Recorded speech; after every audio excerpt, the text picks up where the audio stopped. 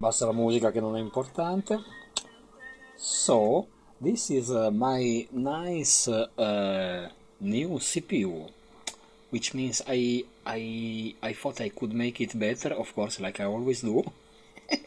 And so I've been thinking about existing CPUs and well, RISC, CISC, and more. And so I say, well, 68,000, of course, very nice one. And so I thought, well, I can make something like, well, a better one. Well, who knows? Anyway, I can try. So this is a 32 bits, and this is a software running on my standard PCB, well, and I'm emulating a CGA graphic card like the IBM just because it is the easiest to use. And this piece of software is just plotting a string, zero terminated string, of course, on the video, and then stays in a loop with a small delay and increasing char, something very easy you could do on your Commodore like 40 and more years ago. And then, well, not much to say apart, well, this is what I made up. The GitHub website is still not open, I mean it is private, but anyway, I will make it public later. I don't think I will make any money with this thing, but anyway. We got an Excel spreadsheet showing all the instructions. This is still a work in progress. I mean, all of this instruction has been developed and implemented in software, of course, and they seem to work. I only have to complete the repeat or LDIR repeat instruction. I will do later. Basically, we got like 32 registers, 32-bit, of course, and the instruction set is very orthogonal, like they say, which means you can basically go from everywhere to everywhere, immediate, register direct, register indirect, with or without base offset, short and long.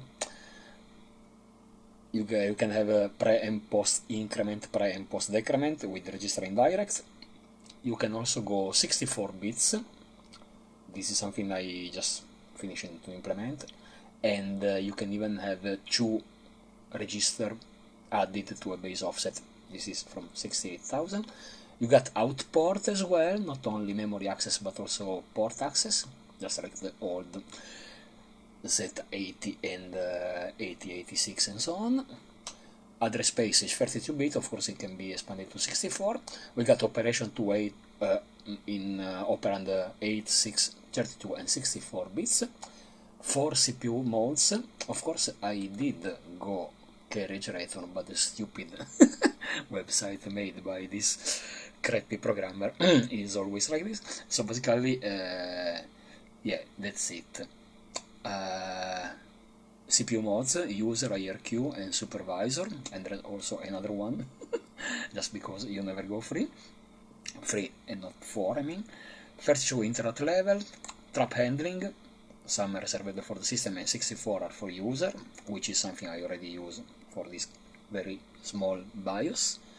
And we also have something I found in TMS 9900 from Texas Instruments, which means remappable register set. This means basically that you can have your register set, 32 registers, moved around in memory, which just by changing the content of a special register, which can only be handled of course in supervisor mode, and this lets you perform very quick context switching for multitasking. Well, this is my take on all of this. Of course I know ARM can do that, and everybody can do that, but I thought that, well, something interesting from here and there is looking nice, and so well. This is the code. Of course we still don't have an assembler for this. I can adapt mine quickly, but okay.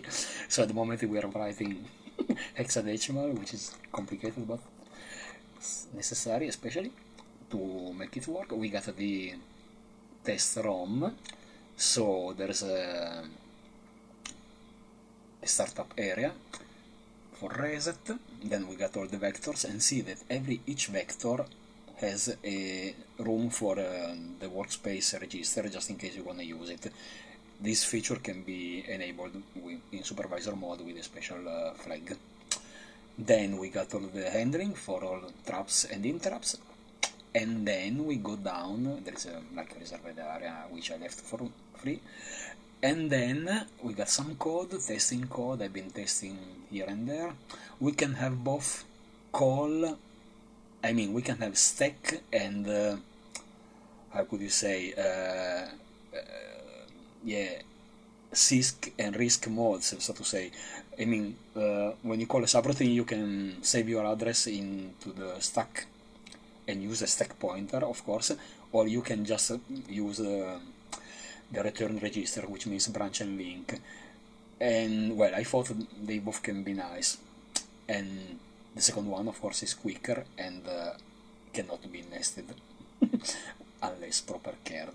So you can choose. We got some math here and there, some push again, and then we got the trap.